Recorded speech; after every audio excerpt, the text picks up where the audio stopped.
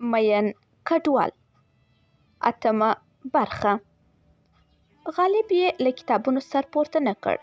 شیبه وروسته ګلابو له خپل ځای راپورته سوه، د غالب خواته را روانه سوه. ویې ویل: که کېږي خپل د نوټونو کتابچه راکړه، ستا نوټونه ډېر واضح دي. غالب هېڅ ونه ویل، نه یې ور وکتل. ګلابو بیا وویل: لکه چې پوه نه سوې، د نوټونو کتابچه. غالب یې له ځای پورته سو او له ټولګي ووت. د دهلیز په کونج کې ودرېد او په سترګو یې بې اختیاره اوښکې روانې وې چې شوکت غږ وکړ: څه کوې؟ راځه ټولګي ته. غالب ور ونه کتل. ویې ویل: ته ځه، زه درځم. غالب خپلې اوښکې پاکې کړې او بېرته ټولګي ته ولاړ. پر خپل ځای کښېناست. شوکت ور وکتل، ورته ځیر څه ویې ویل: سترګې دې سرې دي لکه چې شپه ورځ درس وایې، لږ خوب هم کوه. غالب څه ونه ویل. شوکت ورو وویل: اوس خو به هم ورسره مینه نه لرې؟ غالب په خندا وویل: زه بیخي داسې څوک نه پیژنم چې ورسره مینه ولرم. شوکت څه ونه ویل، غلی و. ټولګی ډک سو. ټول راغلي وو. شوکت تېر درس لوست. وړانګې غږ وکړ: شوکته، یو وار خو راسه. غالب شوکت ته ور وکتل. شوکت بریتونه تاو کړل او روان سو. څو دقیقې وروسته بېرته راغی. غالب ته یې وویل: دلته شور ماشور دی، راځه کتابتون ته.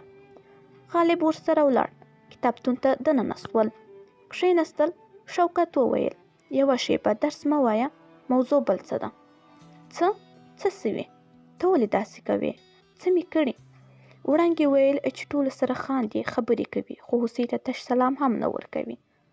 غالب غلی و. لنډه شېبه وروسته یې وویل: نو زما څه کېږي چې سلام ورکړم؟ پرېږده یاره، مخکې یې له تا نوټونه غوښتي وو او ته همداسې د باندې وتلی وې. رښتیا؟ ته ځکه د باندې کونج کې ولاړ وې؟ بس پرېږده یې، که د هغې په اړه نورې خبرې کوې، خو هېڅ یې مه کوه. شوکت غلی سو. غالب له کتلو بېرته ټولګي ته ولاړ. مینه هماغه مینه وه، خو په ضد بدله سوې وه. د مینې زور یې د درسونو په ویلو باسلو. همداسې وخت په تېرېدو و. لومړی سمستر خلاص سو. غالب هغسې تر ټولو لوړې نمرې اخیستې وې. نوی سمستر پیل و، ځکه په صنف کې شور ماشور و، خو غالب غلی و. دا ورځ هم تېره سوه. غالب کور ته راغلی. کورنۍ غړو سره یو ځای ناست و. ورور یې وویل: مننه. غالب پورته ور وکتل. ویې ویل: مننه د څه لپاره؟ مننه چې زما خبره دې ومنله. کومه؟ همدا چې درسونو کې کوشش کوې، خو یوه خبره کوم، درس ووایه، خو داسې مه اوسه ته چې چوپ وې. ټول کور داسې ښکاري لکه هدیره. غالب سوړ اسویلی وویست. ویې ویل: لالا، له تا به یې څه پټ کړم، خو زړه کې مې هغه زور نسته. ورور یې څه ونه ویل. کوچني ورور یې خونې ته له بل سر غږ وکړ: د جانان لیونۍ مینې د زړه زور زما اوبه کړ. غالب په غوسه وویل: څه وایې؟ چوپتیا خوره سوه. غالب یې موبایل له جیب راوباسئ.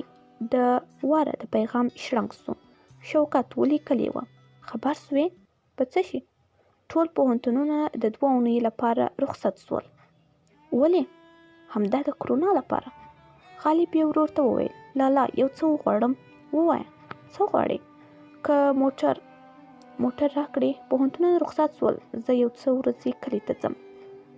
نو ولې د ژبه بندېږي؟ موټر خو یوازې زما نه دی. سمه ده.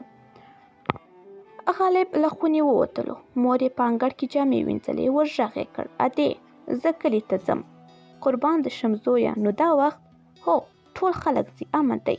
تر ماښام 7 بجو به ورسېږم. مازدیګر په خلاصېدو و چې غالب حرکت وکړ. ګړی وروسته د پل چرخي له ساحې تېر سو. د کابل جلال آباد په لویه لار روان و.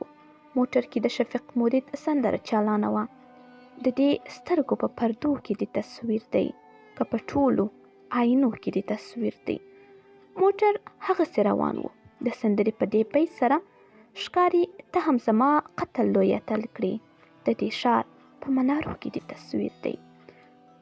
موټر ځای په ځای ودرېدو. غالب له ځان سره وویل: اوف، ژوند دې راته عذاب جوړ کړی.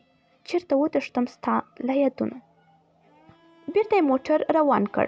شیبه وروسته یې موټر بیرته وګرځولو. بیرته د کابل په لور روان سو. شپه وه، لارې خلاصې وې. ګړی وروسته بیرته کور ته راورسېد. موټر یې کور ته دننه کړ او ورور یې وویل ولې بیرته راغلې؟ بس زړه مې ونه سو. د برخه زموږ په مطالعه یوټیوب چینل باندې اورېدلی سئ. مین کډوال دا ناول تاسو ته د مطالعه چینل له لارې وړاندې کیږي. مین کډوال